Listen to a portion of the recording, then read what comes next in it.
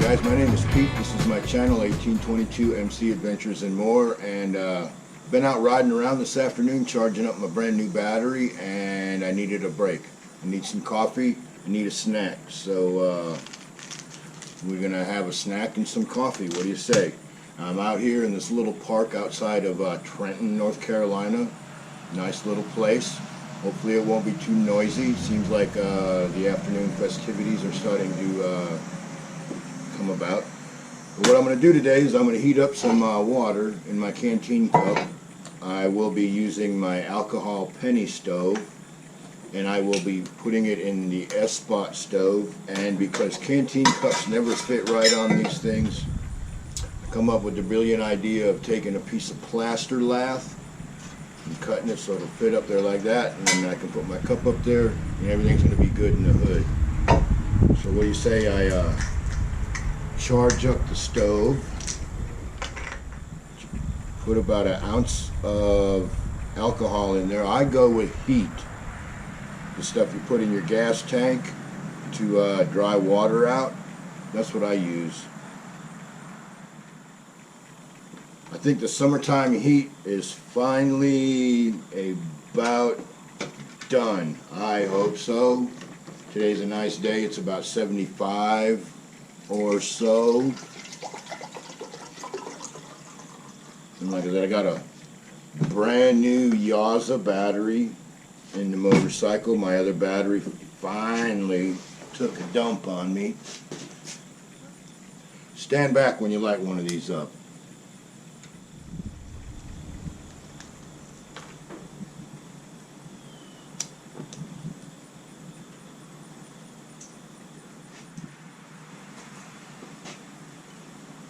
Might have put a little too much alcohol in it, but the theory is you light the alcohol starts to boil, it vaporizes, and then it comes up through those little holes.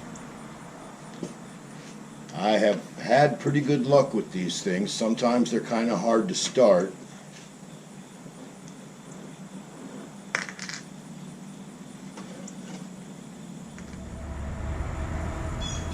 Alright, let's put my new handy dandy stove top on there. We will put that on there. And now if I sit in front of this, I should work as a half-ass windbreak.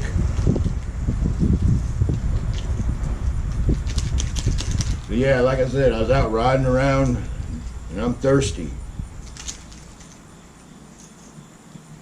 So we're going to have a cup of coffee. And a little snack, right?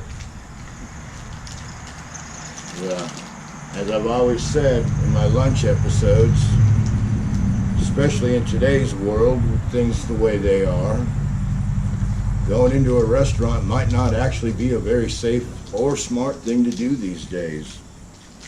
You go in there and then somebody might mistake you for somebody that you're just not. Oh, and by the way, I am stirring up with my K-Bar Sport Fork. I've talked about this before. Pretty happy with it.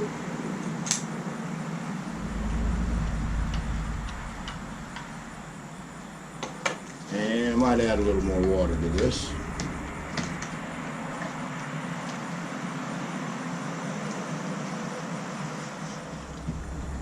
And it looks like my plaster lathe is going to be working out pretty good. We'll see. How long will it last? I don't know. Would I cook a piece of meat on it? Oh, absolutely not. It's galvanized, but I'm sure just sitting there like that, it'll be fine. I imagine the galvanizing material was probably disintegrated a long time ago. And if it hasn't, a couple more burnings and it'll be gone anyways. But to keep my cup flat on there so I can open my stove up like it's supposed to be. Now I got that nice 3/4 of an inch or so from my stove to my cookware. This should be working out real good. And I stopped in the store to get some mini moos, and I was very happy to see that Senator Warren's likeness is still on the Land O'Lakes label. Now I have seen on some of their stuff that the Indian Maiden is no longer there, so it's just so sad. I grew up with this stuff, that little Indian Maiden logo. That's like comfort food to me. I see that and it's like, brings back childhood memories. And once again, the communist shitbags have stolen something else from our childhood, right? Like, what is wrong with these people? I mean, why can't you just enjoy things, enjoy life? I mean, really? An Indian Maiden butt hurts you? What the hell's wrong with you? You know? And of course, we got to put some brown sugar in here. That ain't gonna work. Let's try it like this. I feel like I'm all thumbs out here today. Oh, that shit's hot. And one thing for sure, these alcohol stoves, yeah, they definitely will put out some heat.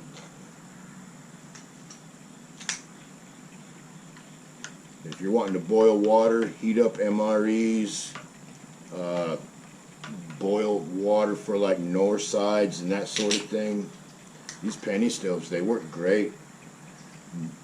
This little bottle here, I can put 2 ounces of heat in there, and in theory that's enough for 2 boils. Alright, coffee and nabs, Semper Fi.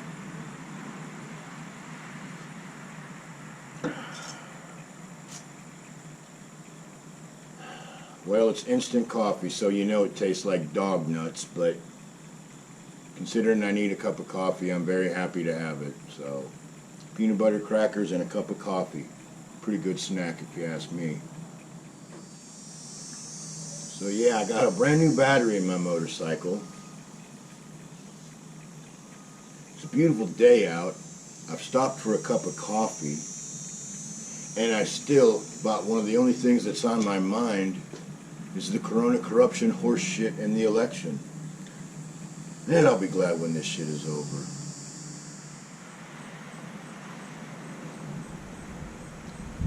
Good to the last drop, right?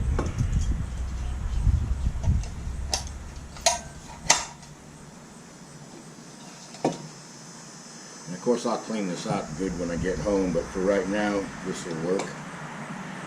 And back to the battery. Alright, so the battery that I had in the motorcycle was the same battery that was in it when I bought it. So I've had the bike for a while now. And I do believe the battery was March like 2013, which means that battery was like 7 years old. So don't matter how good you take care of a battery, eventually it's going to wear out. And the battery that was in there was a Harley battery, and it was a nice one, obviously. And like I said, no matter what, all batteries will go bad eventually. So of course, I get on the internet and I type in 2007 Harley-Davidson Softail Heritage, and it comes up that I need a battery called a YTX L20 BS, which BS stands for bottle supplied, which means it's going to come dry, so when the dumbass delivering it turns it upside down, it's not going to matter because the acid will be in a separate bottle, which that's always nice. But when I was looking, of course, about the first 500 fucking things were for Amazon. I'm like, what the hell, right? So I click on there, and I'm seeing like $50 batteries, $49 batteries, and whatnot. Now, you know, we're talking for a Harley. Of course, I'm also seeing batteries going for like 150, 350, and all kinds of ridiculous numbers. And so I'm like, this is retarded. I finally see one for eBay. I'm like, all right, finally, let's look at what's going on in Fleabay. Get over there. And the first one I see is a Yaza battery for like $78. And I'm like, okay, now that sounds reasonable. And I click a couple more times, and now I'm seeing the same, what I thought was the same battery, all over the map. I'm seeing it for like $74, I'm seeing it for $105, and everywhere in between. And I'm like, the hell's wrong with these people? This is worse than Amazon. So I click again on one of the more high dollar ones, and then I see that it was a YTX HL 20 BS, not just a L. And the HL stands for high load. So all these other batteries, the the more affordable batteries I was looking at, they had 270 cold cranking amps, where the high load battery of the exact same size had 310 cold cranking amps, which was only 5 behind the OEM Harley battery, which was 315. So I'm like, oh, so that's where the extra $8, $9, $10 is. So then I went back through there, found the best deal I could find, and it was like $96 later. In a couple of days, there's a brand new YTX 20 HL-BS battery sitting on my porch. So I filled it up, let it sit overnight, and then I charged it, and now it's in the bike and we're riding around. Very happy. Just my point is, when you're looking at batteries, first off the bat, if you got a Harley or a nice motorcycle, don't be buying no damn $50 battery off Amazon. Doesn't matter what they say, even if it has the cranking apps and the battery plates that's needed, I'll guarantee you that as soon as you rev it up one too many times, that the battery posts will break. I've seen it happen on many a motorcycle back when I had my big shop. People would come in with broken ass batteries wanting to know how I could fix it, and I'm like, really simple. About $100 and some odd later, it'll be fixed when I order you a new battery. Not the answer anyone wants to hear, but my point is, don't buy a damn $50 battery off of frickin' Amazon. You'll be disappointed for sure. It will leave you someplace that you don't want to be left. Guarantee it. So I went with the Yaza. Of course, I've been using Yaza batteries for years. They're American made. They're OEM standard batteries in almost every decent motorcycle ever made, right? So I guess my point is, before it gets cold and you get stranded, and you get you a new battery. If your bike's starting kind of hard and you're thinking that you got bad gas in it, or maybe it needs a tune-up, or maybe this or maybe that, well, maybe you should just get off some money and get you a new battery if you haven't put one in there recently. And if you have a newer bike, I shouldn't have to say this, but I'll say it anyways, keep your motorcycle on a battery tender, because all new motorcycles have memory chips in them, which draws down the battery a little bit. So if you ain't rode your motorcycle in 2 or 3 or 4 weeks, and you go out there and you go to start it and it barely turns over, well, that's why. Okay? Because you didn't keep it on a battery tender. You keep it on a battery tender, your battery is liable to last you anywhere from 6 to 12 years. If you don't take care of it, who knows? You know, don't put it on the tender, leave the switch on a couple of times and whatnot. It won't last long, right? Doesn't matter how nice it is. But anyways, I'm going to finish up my coffee, load the bike back up, and put the camera back on my helmet. I'm trying something new today.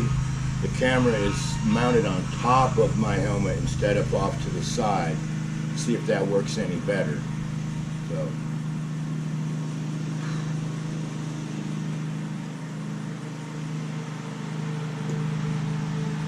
So yeah, new battery in the bike, some Cafe Bustolero, and some peanut butter nabs.